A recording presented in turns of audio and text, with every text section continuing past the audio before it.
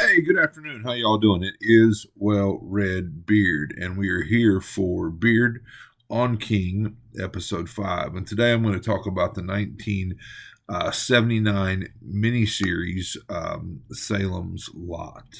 Did the book just for episode 2 just a couple weeks ago, and now we're going to talk about the miniseries. So I enjoyed it, and I think as far as a King adaptation goes, I mean, it stayed pretty true to form for the most part. I mean, yeah, you had to cut some things, you had to cut some characters, had to cut a lot of the buildup, which again, I would have told you as a young reader that buildup kind of wore me out. It was kind of too much.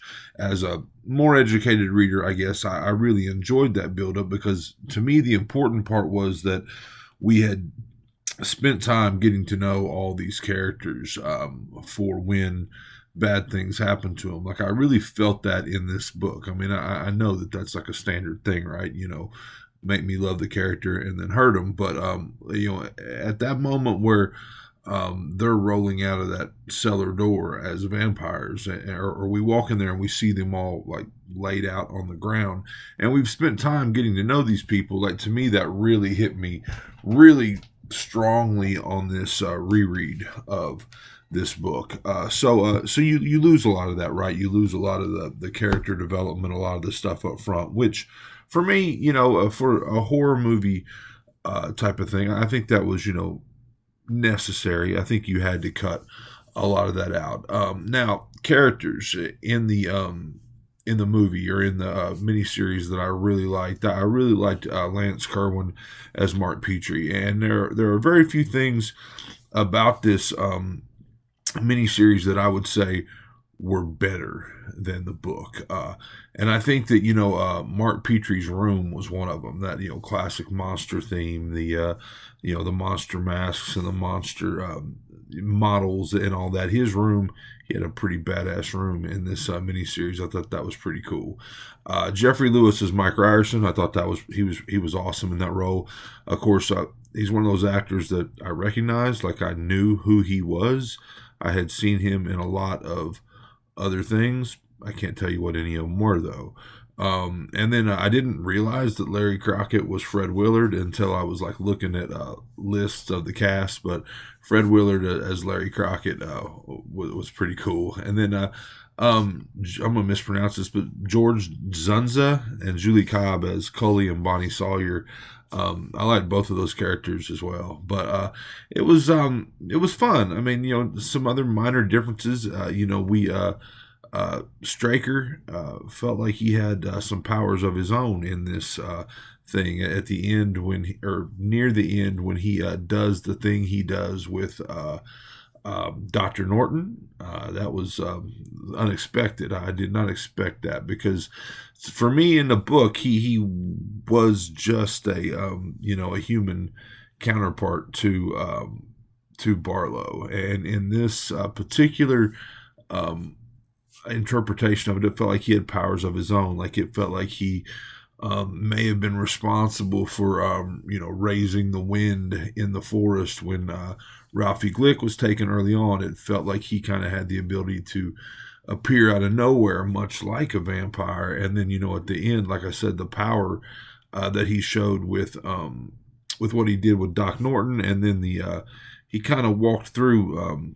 quite a few bullets from Ben Mears before he finally keeled over or whatever. So it felt like he had some level of power. So the things that I liked more in the movie than the book, I think that the way they represented the scene of Ralphie Glick at Danny Glick's window was amazing. I don't know that I can think of a more creepy cinematic scene that has remained with me all these years. I mean, that scene of Ralphie at the window and just the look. I mean, this is 1979, but the effects of it, the makeup of it, I really, I mean, that scene is very, very iconic, and it's a little bit to the same with Danny Glick outside of Mark Petrie's window. Those scenes were awesome. The scene of Mike Ryerson in the rocking chair. They did a really good job, in my opinion, of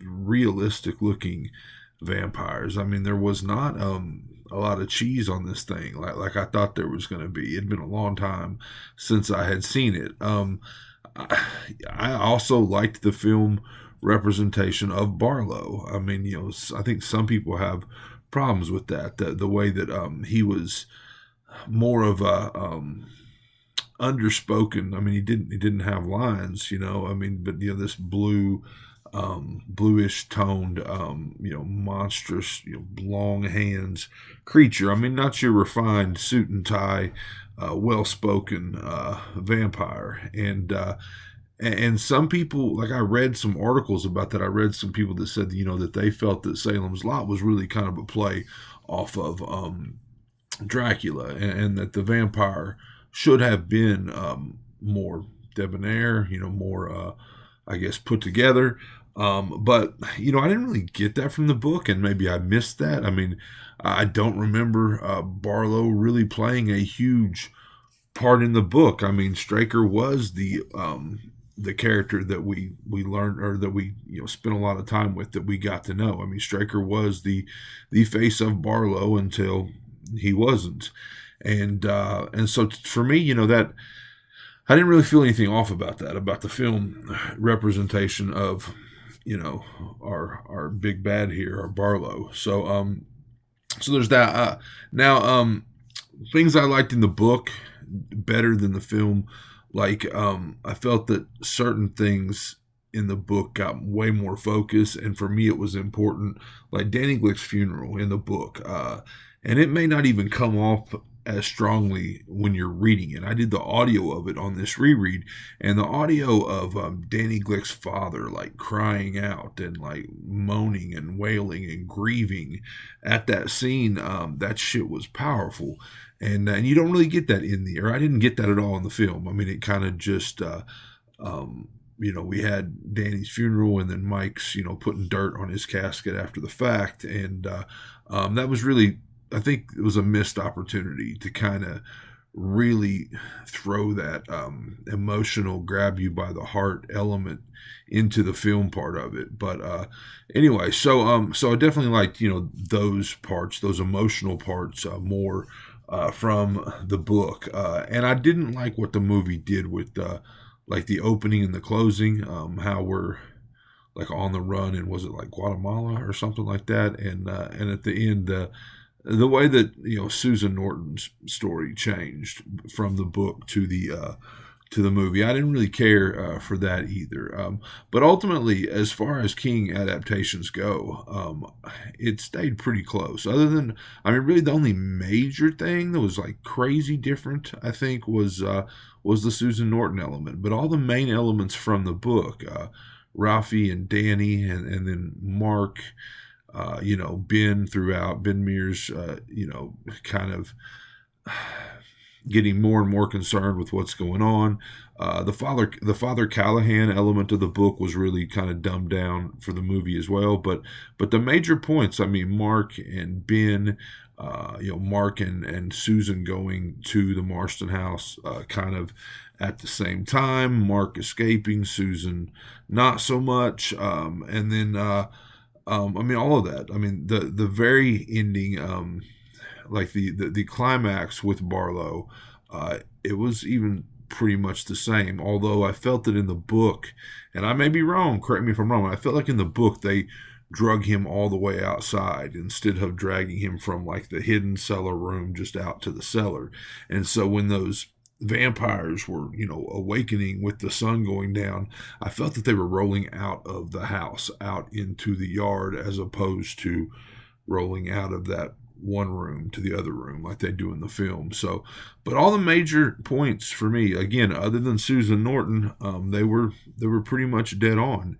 I enjoyed it. Did I enjoy it more than the book? No. In this case, the book was still better, and I'm going to tell you that a lot. I mean, as I go through these things, there are going to have to be, like, I am a book person, I am a movie person second, and so generally I'm going to really, really try hard to tell you that the book was better. But I do have a feeling that with these longer Stephen King novels, with all the buildup and the 200 pages of, or whatever it is, of character development and setting development, that, that some of these films are going to come off maybe better. We're going to find out. I mean, I'm working on The Shining now. I've only got a couple hours left of The Shining book, and I kind of know where I stand already. Like, I know for some people, do not love the Kubrick film. I'm going to tell you, it's probably in my top 5 films of all time, and a lot. And the thing is while I read that book first back in the day and saw the film after the fact, those film elements are iconic in my head, and a lot of the iconic parts of the film, the things that I really firmly associate with the story of The Shining, either are not present in the book at all, or are very, very less. They're very, very less as far as the iconic part of it. So I don't know. I need to stop talking about The Shining because I'm not there yet, but um, that's next. So in this case, it was good. If I had to rate the thing, I'm giving this 1979 miniseries, I'm still going to give it 4 stars. I gave the book 5 stars. I loved the book. Again, I loved the ties to The Haunting of Hill House. I don't believe that shit was present in the miniseries, but you still got the feel of it. That house on the hill, and that's another thing that you lost. You lost a lot of the Hubie Marston story, a lot of the Marston house story. There was not a ton of that present in this little 3 hour and 4 minute miniseries. But I enjoyed it. It would be 4 stars for me. Again, for 79, I felt they did a great job with the vampire makeup, a great job with the special effects that were used, and it stuck to the story probably 95% stuck to the story. So I enjoyed it. The book was still better in this case. This has been Well Read Beard. This has been my Beard on King, episode 5, where I talk about the miniseries 1979 Salem's Lot. Real quick, funny story. My buddy Jeff on Twitter, let me see if I can tell you exactly what his handle is. Jeff's Word. He is Jeff Writes Word, WYRD. Jeff Writes WYRD on Twitter. He told me a story about when this dropped in New York, like when it was playing. And you got to remember, if you missed it, you missed it. If you had to use the bathroom in the middle of it, you missed it. If you got a phone call in the middle of it, you missed it. There was no rewinding, there was no streaming, there was no queuing this up to play at a later date. And I guess this thing was playing, and it came to the climax, and the news cut in with some local election results. And when it cut back, the credits were rolling. And he said you had a lot of pissed off horror fans in New York. I thought that was kind of a funny little story. Anyway, I hope you have a fine day. Can't really say my book line, I guess. Normally I would say if you're not enjoying or how do I say? I hope you're enjoying all your books. If not, you're reading the wrong books. Anyway, this has been Well Read Beard, Beard on King. Have a fine day. I'll talk to you next time. Bye.